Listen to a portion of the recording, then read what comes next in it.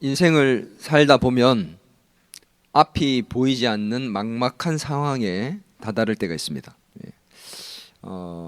기도를 열심히 하는데도 불구하고 응답이 더디 오지 않는 것처럼 느껴지고, 내가 기도한 대로 응답이 되지 않을 것처럼 느껴지기도 합니다.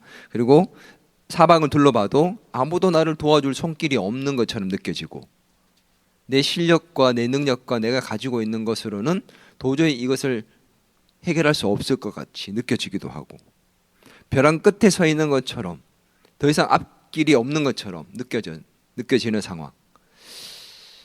그럴 때, 그렇게 앞이 막막하게 보이지 않을 때 사람들은 너무너무 힘들어집니다. 왜 이런 고난이 왔는지 이해도 안 되고, 미래는 정말 짙은 안개 속에 갇혀져 있는 것 같아서, 그래서 이런 단어가 있죠. 칠흑 같은 어둠. 정말 앞이 하나도 보이지 않는. 그럴 때 사람은 흔들리게 돼 있고 염려와 걱정 속에서 마음이 무너지게 되어 있습니다. 여러분, 인생에서 가장 힘든 순간들이 언제인 줄 압니까? 실패할 때가 아니에요. 사람은 실패를 해도 희망이 있고 미래가 보이면 그 실패 속에서 잠시 좌절할 수는 있지만 또 금방 일어납니다. 사람이 가장 힘들 때는 실패할 때가 아니라 진짜 앞이 보이지 않을 때입니다. 미래를 생각할 수 없을 때, 그때가 힘든 거예요. 에스더, 다니엘, 요셉, 포로로 끌려갖고 감옥에 갇히고 이런 상황이 되면 미래가 없는 겁니다. 미래를 꿈꿀 수가 없는 거예요. 어떤 사람들은 금수저로 태어났지만 어떤 사람들은 흙수저도 아닌 정말 아예 쓸모없는 수저같이 태어났다고 느껴지는 사람들이 있어요. 부모도 없이 태어났고, 있는 부모마저 정말 심각한 수준에 있는 부모라서 어디 말할 수도 없는 부모님. 상황 자체가 너무 힘들고 어려운 상황이지만 자기가 가진 것도 없습니다. 돈도 없고 능력도 없고 공부도 못했고 학벌도 없고 외모도 별로고, 아무리 봐도 자기의 인생에 있어서 미래가 없는 것처럼 보여지는 상황. 그때가 가장 힘든 거죠. 이 에스더는 바로 그런 사람이었어요. 그런데 놀라운 사실은 이 에스더 속에서 반전의 메시지가 있다는 것이죠. 앞이 보이지 않을 때도 하나님께서는 그런 막막한 상황 속에서도 여전히 일하고 계신다라는 것을 보여주는 것이 바로 에스더서의 말씀입니다. 오늘 에스더의 이 삶을 통해서 앞이 보이지 않는 상황 속에서도 하나님께서 일하신다는 것을 우리가 간접적으로 함께 경험할 수 있게 되기를 바랍니다. 에스더의 삶의 모습을 보면서 그 어떤 어려운 상황 속에서도 하나님은 여전히 우리를 위해서 일하신다는 사실을 발견할 수 있게 되는 복된 시간이 되었으면 좋겠습니다. 에스더서를 여러분 전부 다 읽어보신 분도 있고 없는 분도 있겠지만, 읽어보면 이 성경의 66권 중에서 가장 독특한 책 중에 하나인데, 왜냐하면 에스더 전체에 하나님이라는 단어 자체가 나오지 않습니다. 근데 성경에 이제 속해져 있죠. 하나님이라는 단어가 한 번도 나오지 않는데, 또 천사라는 단어라든지 선지자가 계시를 한다든지 이런 내용들이 전혀 나오지 않아요. 근데 이 책에서 우리는 하나님을 정말 강하게 느낍니다. 어떻게 우리가 그럴 수 있는가? 하나님은 단어도 없고 뭔가 드라마틱한 어떤 상황들밖에 나오지 않는데 어떻게 우리가 하나님을 그렇게 분명하게 느낄 수 있는가? 보이지 않지만, 언급되지 않았지만 하나님의 손이 그 드라마틱한 사건들 속에서 움직이고 있는 것이 정말 잘 보이기 때문이에요. 그래서 이것을 개혁주의적인 신학에서는 뭐라고 얘기하냐면, 한번 따라할까요? 하나님의 섭리하심. 조금 어려운 단어지만 하나님의 섭리라는 단어를 쓰게 됩니다. 그게 뭐냐면, 하나님이 모든 것을 다 알고 계시잖아요. 하나님은 이미 모든 것을 알고 계시고, 그 알고 계신 것 가운데서 하나님이 계획하시고 목적하신 그 알고 계신 대로 모든 것을 주권적으로 이끌어가고 가시고 다스리고 통치한다는 그 모든 것을 내포하는 게 뭐냐면 하나님의 섭리하심입니다. 이게 이 에스더서에 잘 드러나기 때문에 하나님이라는 단어가 없어도 이 에스더서가 성경에 들어갈 수가 있었던 거죠. 우리의 인생이 막막하고 앞이 보이지 않는 상황 속에서도 하나님은 여전히 일하고 계시며 섭리하십니다. 그 섭리하심을 정말 우리가 믿는다면 어떤 어려운 상황 속에서도 우리는 염려하고 걱정하고 두려워하지 않을 겁니다. 하나님은 우리를 계획하신 대로 섭리하고 이끌어가고 계시기 때문에. 믿습니까? 에스더의 삶을 통해서 우리가 바로 이 하나님의 일하심, 섭리하심, 이걸 경험하고 저와 여러분의 삶 속에서도 동일하게 역사하시고 섭리하시는 하나님을 경험하기를 간절히 바랍니다. 오늘 본문의 주인공 에스더, 그의 인생은 정말 절망 그 자체였습니다. 앞이 보이지 않는 막막한 절망 그 자체였습니다. 그녀는 포로로 끌려가 있었던 사람 중에 하나였죠. 이 이스라엘이 바벨론에게 멸망을 당했죠. 바벨론은 오늘날 이라크라는 나라입니다. 이라크에게 바벨론이 멸망을 당했고 그 이라크가 바벨론이 멸망을 당한 또 나라가 있습니다. 그 바벨론을 멸망시킨 나라는 바로 바사, 페르시아. 오늘날은 어느 나라인 줄 아세요? 이란이라는 나라입니다.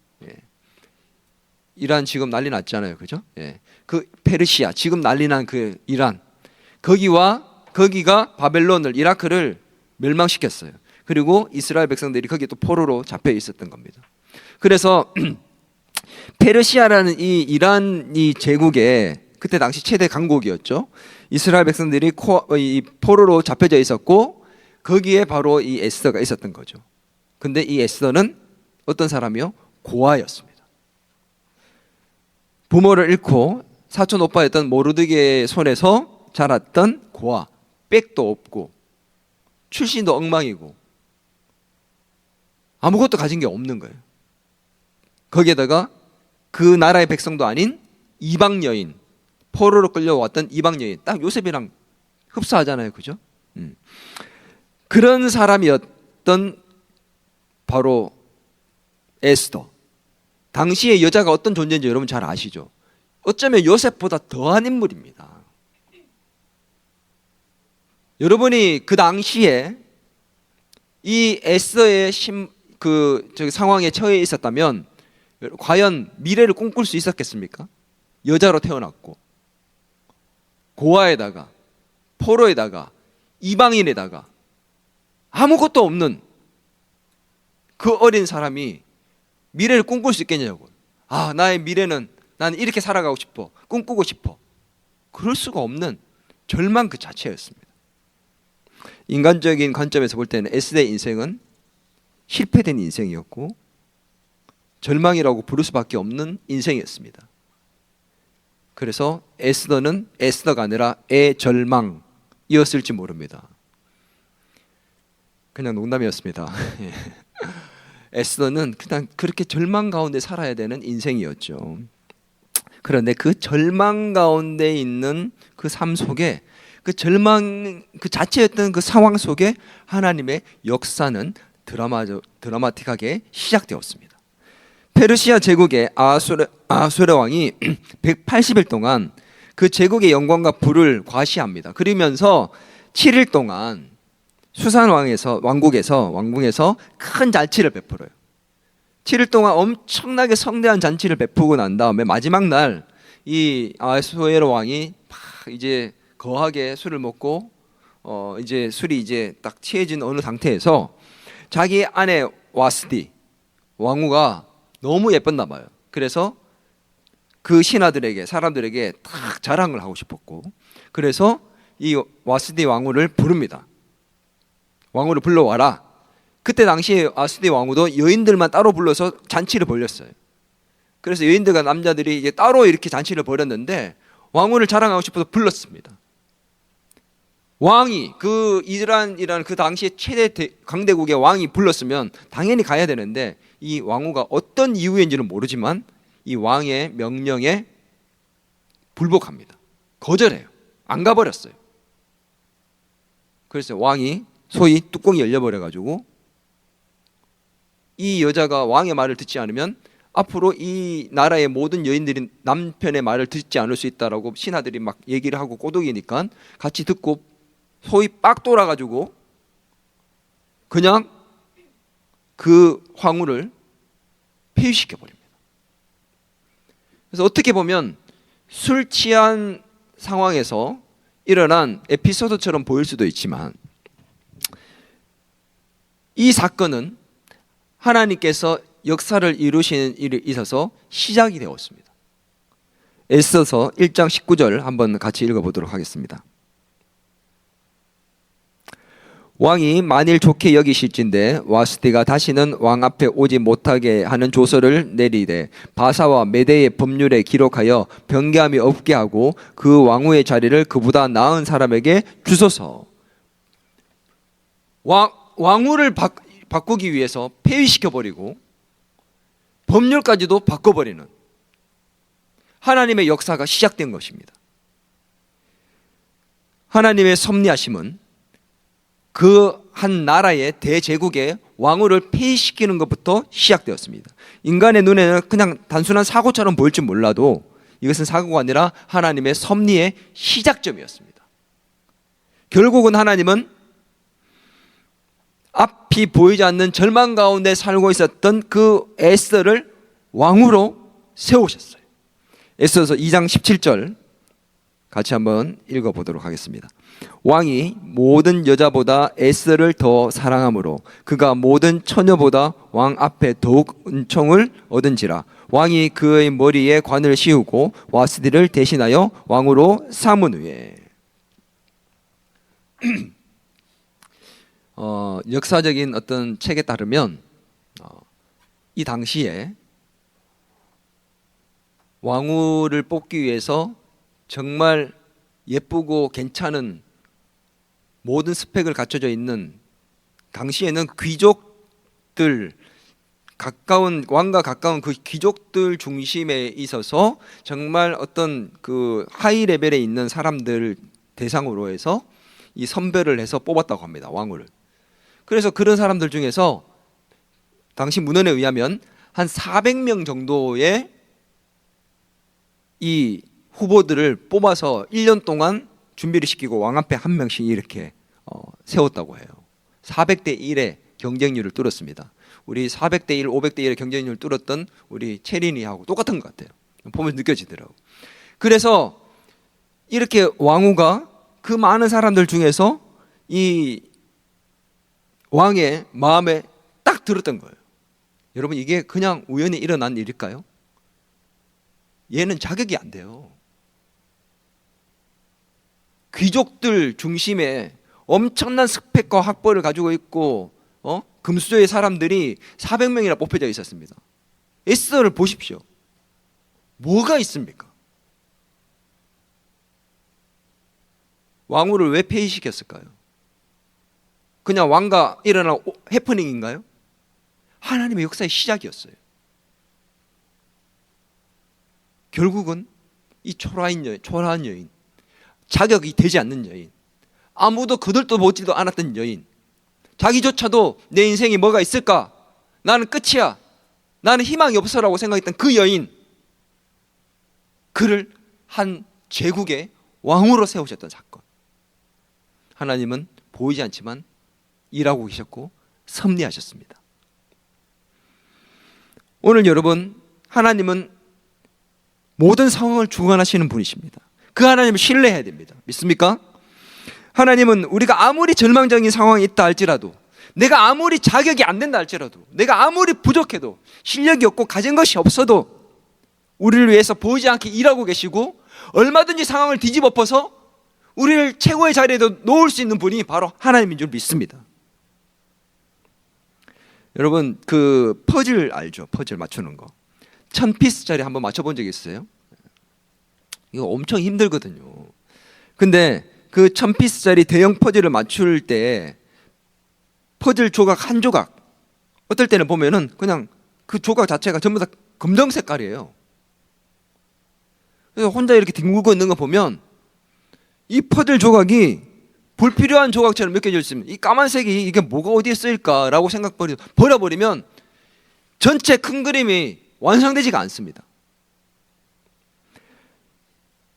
그 조각이 없으면 결코 완성될 수가 없는 거죠. 우리의 인생도 마찬가지입니다. 이해가 되지 않는 그 검은 조각과 같은 고난이라는 시커먼 조각이 우리의 삶에 수없이 많이 있습니다.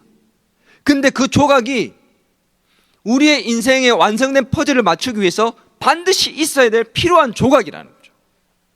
이게 하나님의 섭리하심이고 계획하심이에요. 우리의 눈에는 불필요하게 보이고 쓸모없이 보이고 그냥 단순히 검은 조각으로 버려도 상관없다고 여겨질 만큼 우리는 그런 조각들이 필요치 않습니다. 예쁜 조각, 보이는 조각, 눈이라도 그려져 있는 조각, 그런 조각이 내 인생에 맞춰지기를 원하는데 이 검은 조각, 보이지 않는 기둥이 있는 것처럼 그런 인생의 조각이 어쩌면 지금 저와 여러분의 인생에 그 검은 조각이 지금 맞춰지고 있는 시점일지도 몰라요. 우리는 몰라요. 이 검은 조각이 얼마나 필요한 조각인지 모릅니다. 그런데 하나님은 그 조각조차도 사용하셔서 완성된 퍼즐을 맞추고 계신 겁니다. 믿습니까? 여러분, 지금 앞이 보이지 않고 막막하십니까? 고난 가운데 힘든 가운데 담을 뛰어넘어야 되는데 답답하기가 합니까? 맞춰지지 않는 것처럼 보입니까? 넘을 수 없는 것처럼 보입니까? 그 고난의 조각, 시커먼 그 조각, 그조차도 하나님은 반드시 필요해서 쓰실 거예요. 할렐루야. 지금 그 조각도 우리의 인생에 필요한 조각인 줄 믿어야 합니다. 왜냐하면 하나님은 계획하신 대로 섭리하고 계시기 때문입니다. 저도 제 인생을 생각하면서 이 조각은 뺐으면 좋겠다는 조각이 있어요. 근데 이 말씀을 준비하다 보니 빼면 안 되는 조각이더라고. 우리의 인생에 불필요한 조각이 없다라는 것을 하나님 말씀하십니다. 그걸 통해서 이루시는 거죠. 그 일들 때문에 오늘 이 자리가 있는 겁니다. 아멘. 여러분, 앞이 보이지 않는 막막한 상황 속에서도 여전히 일하시는 하나님의 섭리가 있다는 사실을 분명히 믿기를 주의 이름으로 축원합니다. 하나님은 그 일을 이루시기 위해서 하나님이 하시는 일이 있어요. 그게 뭔 줄 압니까? 한번 따라합니다. 하나님의 준비하심이 있다. 하나님은 무언가 일을 하시기 위해서는 반드시 준비부터 하십니다. 하나님이 계획하신 것을 이루기 위해서 준비하시는데 그 준비를 어떻게 한 줄 아세요? 한번 따라합니다. 사람을 통해서 하십니다. 예, 하나님은 에스더를 왕으로 세우기 위해서 준비하셨습니다. 단순히 운이 좋아가지고 발탁이 된 게 아니에요. 하나님이 준비하셨고 준비하신 그 계획대로 이루어져 갔습니다. 오늘 그 준비는 어떻게 하셨냐? 에스더를 왕으로 세우기 위해서 사람을 통해서 에스더를 준비시키셨어요. 첫 번째 누구냐? 하나님은 이 에스더가 모르드게라는 사촌 오빠를 만나게 하십니다. 이 모르드게는 에스더에게 있어서 믿음의 영적인 멘토였습니다. 2장 7절 같이 한번 읽어보겠습니다. 그의 삼촌 딸 하다사 곧 에스더는 부모가 없었으나 용모가 곱고 아리따운 처녀라. 그의 부모가 죽은 후에 모르드게가 자기 딸같이 양육하였더라. 이 모르드게는 에스더의 사촌 오빠예요. 그가 에스더를 자기 딸처럼 양육하였다라고 합니다. 양육. 그냥 자기 딸처럼 키웠다라고 이해하지 않고 성경에는 양육이라는 단어를 집어넣었잖아요. 그죠? 양육이 뭐예요? 가르치고 성장시켜 가는 겁니다. 뭘 가르쳤을까요? 영적인 것들, 믿음의 삶에 대해서, 하나님에 대해서 가르친 겁니다. 모르드게는 믿음의 사람이었습니다. 그걸 어떻게 알 수 있냐? 성경의 내용들을 보면은 모르드게가 얼마나 철저한 믿음의 사람인지 알 수 있어요. 그 당시에 최고 권력자였던 하만, 왕 밑에 있었던 하만, 그 사람이 2인자로 세워질 때 왕이 하만에게 앞으로 사람들이 지나갈 때 그를 만나면 다 굽혀 절하라고 얘기했어요. 근데 유일하게 한 사람, 하만에게 절하지 않는 사람이 있었습니다. 그게 모르드게였습니다. 성전 문지기였는데 그는 하만에게 절을 하지 않았습니다. 왜요? 출애굽기 말씀을 따라서 하나님 이외에는 어느 누구에게도 절하지 말라는 그 말씀을 따라서 하만에게 그는 절을 하지 않습니다. 결국 그것 때문에 그는 하만이 죽일 사람으로 딱 이렇게 찍혔고, 그 일로 인해서 이스라엘 백성들 전체를 죽일 결정을 하게 됐거든요. 하만에게 죽임을 당할 줄 알면서도 굽히지 않을 만큼 신앙이 있었던 사람입니다. 자기의 삶에 대해서 말씀 안에서 신앙으로 모든 삶을 해석하려 했던 사람이에요. 에스더에게 나가서 뭐라고 얘기했습니까?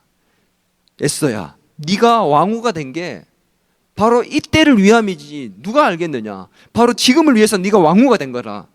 보세요. 왕후가 된 사건을 뭐로 해석합니까? 하나님의 신앙의 관점에서 해석을 합니다. 이때를 위함이다. 그냥 단순하게 해석하는 게 아니라 신앙으로 자기의 삶을 해석했던 사람입니다.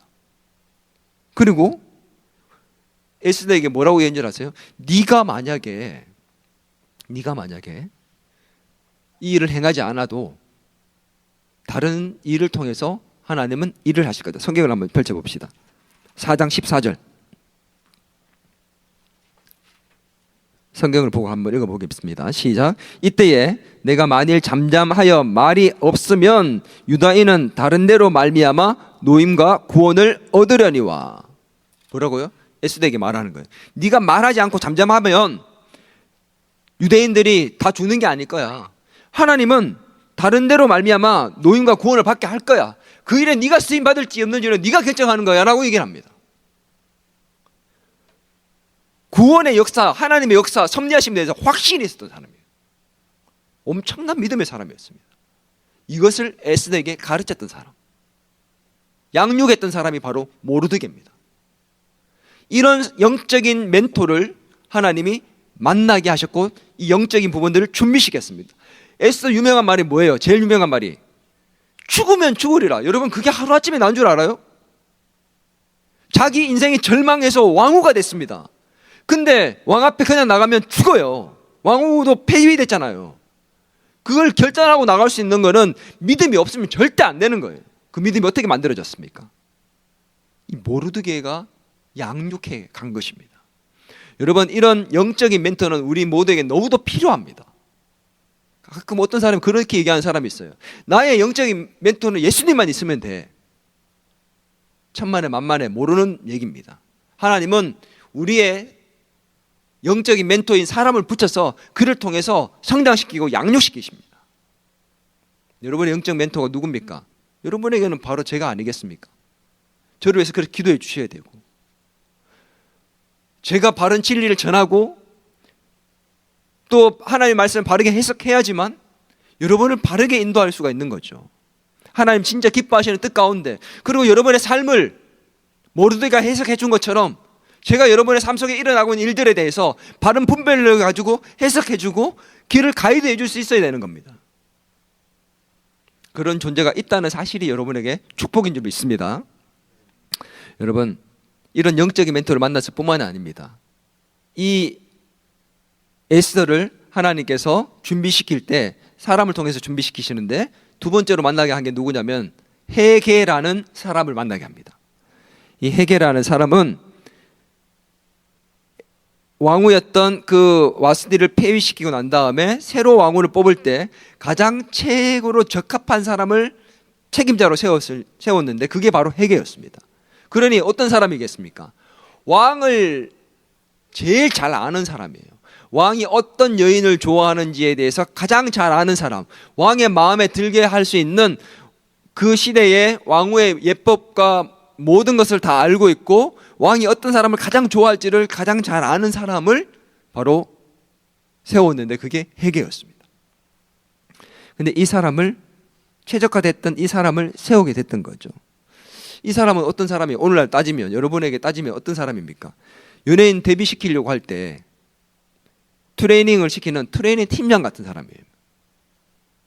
방송 프로그램 주인공을 뽑는 제작진에게 있어서 PD, 감독, 이런 위치에 있는 최고 결정권자, 최고로 잘 훈련시킬 수 있는 사람, 이런 결정권에 있는 위치에 있는 중요한 인물이 바로 헤게였습니다. 이 인물을 만나게 하셨습니다. 여러분 정말 잘 들어야 돼요. 제가 이 말씀을 준비하면서 이 말씀 보면서 너무 정말 소름 돋게끔 하나님이 우리에게 응답하시는 것을 경험했습니다. 여러분, 이런 이 결정권자를 하나님이 만나게 하시는데 놀라운 일이 일어납니다. 2장 8절에서 9절입니다.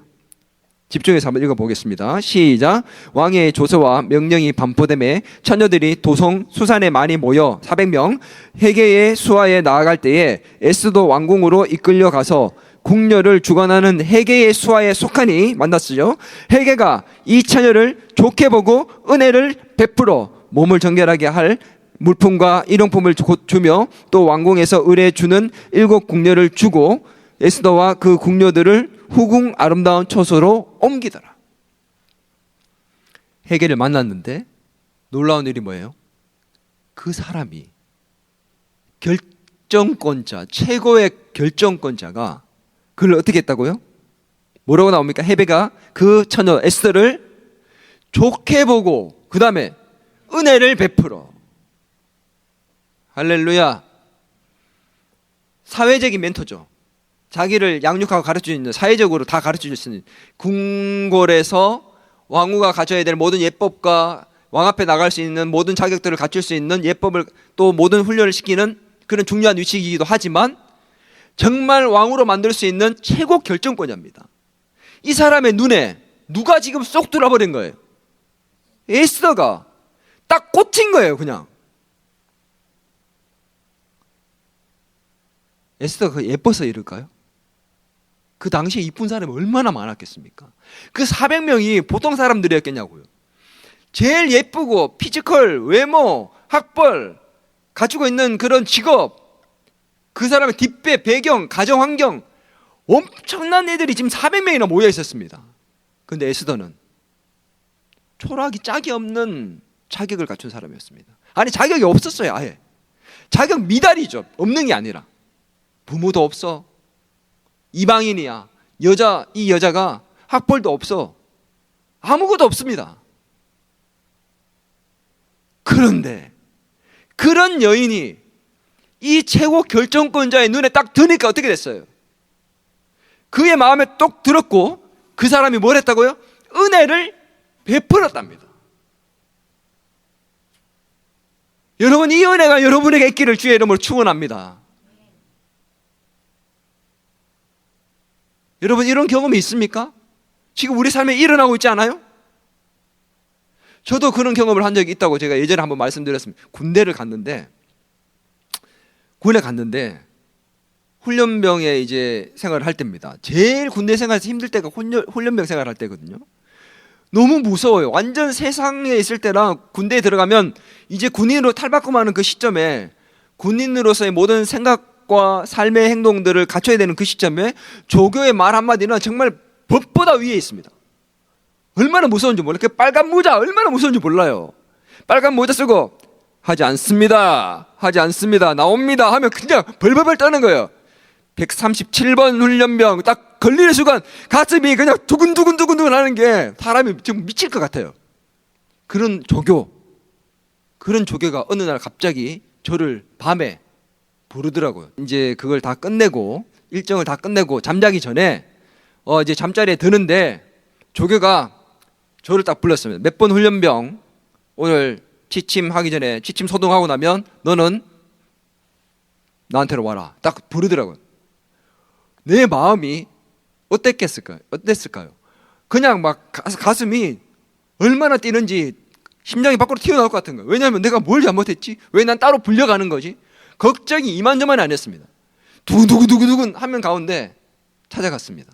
행정실로 찾아갔더니 앉히더라고요. 따로 딱 앉히더라고요. 그리고는 그 사람이 저한테 뭐라고 얘기했다고요? 옛날에 얘기했는데 우리 둘이 있을 때는 1살밖에 차이 안 나니까 야, 형 동생 하자. 아니 밖에 나가면 친구 하자. 이렇게 얘기하는 거예요. 갑자기 내가 뭘 잘못 들은 줄 알았어요. 근데 그 조교가 저를 앉혀놓고 하는 말이 야, 다른 훈련병들은 다 나를 찾아와서 막 아부도 떨고 얘기도 하고 먼저 찾아와서 나한테 상담도 하고 하면서 잘 보려고 하는데 너는 왜 찾아오질 않니? 나는 너를 기다렸는데 난 네가 왜 그런지 모르겠는데 네가 참 마음에 들어. 네가 참 좋아. 나는 너랑 친하고 싶은데 네가 왜 안 오니까 내가 널 부른 거야. 이렇게 얘기하는 거예요. 여러분, 이게 있을 수가 없는 일이에요. 제가 뭘 훈련을 잘할 만한 그런 덩치 좋은 사람도 아니잖아요. 훈련을 잘 받지도 않았어요. 결국 나중에 그 사람이 저한테 훈련 점수를 잘 줘가지고 저 휴가도 나갔다니까요. 그 사람이 얼마나 잘 챙겨줬냐면 몰래 빼서 전부 다 훈련할 때에 저를 힘든 훈련이 있으면 딱 몇 번 훈련병 옆으로 나옵니다. 나가서 저거 가지고 오도록 합니다. 빼주는 거야. 막 이제 사격하기 위해서 피하라이 하기 위해서 막 피가 나고 알이 배기고 막 그러면서 막 엎드려 일어나 막 이렇게 하고 힘들어할 때 하루 종일 그렇게 하면서 온 몸이 다 까지고 할 그때에도 나를 빼주고 또 챙겨주고, 행군할 때도 따로 나한테 찾아와가지고 힘들다고 자기 술통에 있는 코카콜라 저한테 그때 따라줘서 마시는데 그 코카콜라가 물인 줄 알고 마셨는데 갑자기 내 몸에 들어오는 그 콜라가 정말 그런 영양제도 그런 영양제가 없는 거예요. 그냥 몸이 그냥 막 활활 타오르는 것처럼 느껴지더라고요. 콜라를 그때 처음 마셔보니까, 군대 들어가서. 그 힘으로 행군을 멋지게 잘했다는 거 아니겠어요? 그렇게 저를 잘 알뜰하게 챙겨주더라고요. 그때 제가 마음이 느꼈습니다. 이 사람의 마음이 왜 이럴까? 하나님, 내가 이 힘든 군 생활을 잘 해내도록 하기 위해서 붙여주신 사람이구나. 이유가 없대요. 자기도 모르겠대요. 제가 물어봤어요. 내가 왜 나한테 잘해주냐고. 모르겠대. 그 나를 알겠더라고. 하나님이 그 사람의 마음을 만지신 거예요. 여러분, 에스더의 이 삶이 그냥 이루어진 게 아닙니다. 하나님이 헤게의 마음을 만지셨습니다. 믿습니까? 하나님이 최고 결정관자의 마음을 만지시고 움직이셔서 눈에 쏙 들게 만들고 영향력을 행사해서 결정하게 만드신 거예요. 이 헤게가 움직여서 올려놓아도 누가 결정해야 됩니까? 결국은 왕이 결정하는 거예요. 근데 그 왕이 어떻게 했어요? 다른 그 어떤 그 사람들보다 이 에스더가 마음에 들었다라고 성경은 말씀하고 있습니다. 그 왕의 마음조차도 하나님이 움직이신 겁니다. 오늘 저와 여러분의 삶에 하나님이 이런 놀라운 일을 이루실 줄 믿습니다. 최고의 결정권자의 마음을 움직이실 그 하나님이 우리에게 응답하실 줄 믿습니다. 오늘 이렇게 하나님은 사람을 통해서 준비시키십니다. 요셉을 보십시오. 요셉의 삶에 하나님께서 함께 하셨잖아요. 그리고 많은 사람들을 붙여주셨고 그들을 통해서 또 일을 하셨지 않습니까? 오늘 저와 여러분의 삶을 준비시키신 하나님을 믿을 수 있기를 바랍니다. 때로는 상황이 힘들고 어렵지만 그 상황조차도 하나님은 이용하시는 분이십니다. 요셉의 그 어려운 상황들, 가정 총무로서 노예로 살았지만 일하는 것을 배우게 하셨고, 감옥에서조차도 재반 업무를 감당하면서 국고의 일을 맡을 수 있는 그런 준비를 하나님 다 시켰던 거잖아요. 그 고난의 순간조차도 하나님은 다 준비하셨고 일을 하셨던 겁니다. 에스더 또한 마찬가지였습니다. 고아로서 또 포로로서 그 삶을 살면서 그들의 삶이 얼마나 비폐하고 힘든지, 왜 구원받아야 되는지 몸으로 느꼈던 사람입니다. 그 고난을 그냥 두시지 않습니다. 그 고난도 하나님은 사용하시는 것이죠. 믿습니까? 여러분이 직장에서 부당한 대우를 받고 관계의 길이 무너지고 갈등이 생기고 힘든 환경이 생깁니까? 그 사람들로 말미암아 여러분을 기도하게 하시고 기도의 훈련의 장이 지금 펼쳐지고 있는 줄 믿습니다. 어려운 관계를 통해서 여러분의 그릇이 크어지고 있고, 실패의 경험을 통해서 똑같은 아픔을 겪고 있는 사람들을 도울 수 있는 사람으로, 사역자로 세워지고 있는 과정인 줄 믿습니다. 의미 없는 시간을 하나님 주지 않습니다. 여러분의 삶에는 그 어떤 것도 하나님이 낭비하지 않는 것입니다. 할렐루야. 여러분의 삶에 그 어떤 것도 하나님은 겉으로 버리지 않고, 검은 조각이라 할지라도 하나님은 여러분의 그 퍼즐 조각에 맞추어서 완성시킨 줄 믿을 수 있기를 주의 이름으로 축원합니다. 하나님은 이렇게 여러분을 준비하고 있는 과정 속에 두고 계신다는 것을 믿을 수 있기를 바라요. 그 준비된 것들은 어떻게 이루어진 줄 압니까? 따라할까요? 순종을 통해 완성시키십니다. 하만이 2인자로 명령을 받았죠. 근데 그 아까 전에 얘기한 것처럼 하만이 지나가면 다 절을 하라 그러는데 절을 안 했습니다. 모르드게가 안 했는데 모르드게는 이 기회를 삼아서 이스라엘 백성 전체를 전멸시켜 버리려 합니다. 왠 줄 압니까? 하만이 누구의 후손이냐면 아말렉의 후손이에요. 아말렉과 이스라엘 백성들은 끊임없이 전쟁하고 싸웠습니다. 원수예요. 근데 그 이스라엘 백성의 수장 역할을 했던 그런 모르드게가 그렇게 하니까 왕에게 이 부족이 왕의 명령을 거스르고 있고 절하지도 않고 따르지 않습니다 라고 얘기하면서 다 죽일 결정을 하게 됩니다. 왕도 결정을 했습니다. 이제 죽일 날만 남았는 거예요. 그런 상황 속에서 이 모르드게가 그 사실을 알고 난 다음에 에스더를 찾아가서 얘기를 합니다. 이렇게 돼서 하만이 나와 우리 이스라엘 백성들을 다 전멸시키려고 그런다. 이제 네가 왕 앞에 나가서 왕에게 이 사실을 알리고 정확하게 진리가 뭔지를 얘기해주고 진실을 얘기하고 난 다음에 우리를 구해라.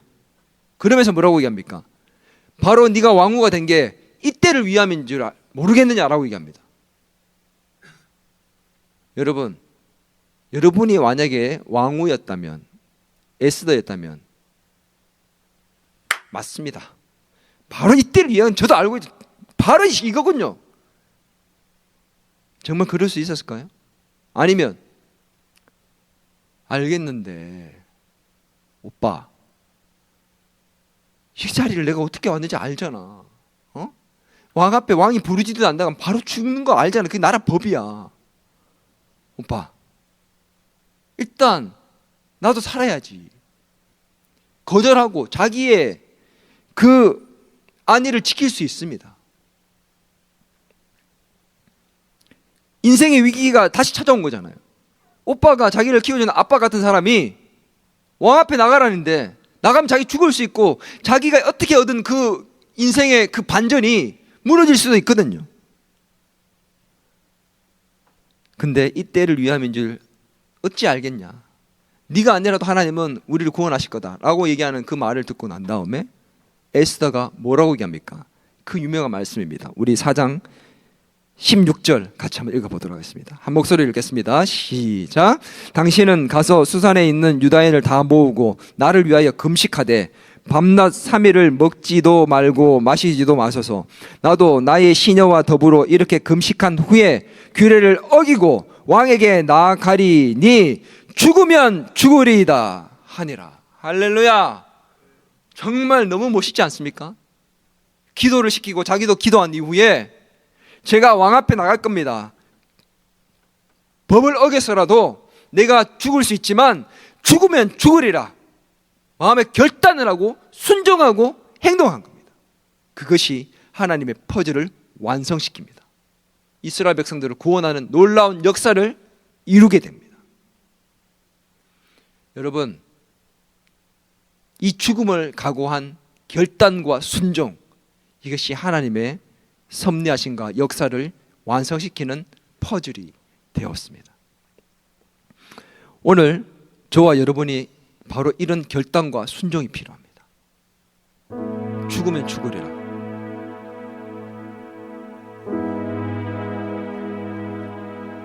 하나님은 지금도 일하고 계시거든요. 우리를 준비시키고 계시거든요.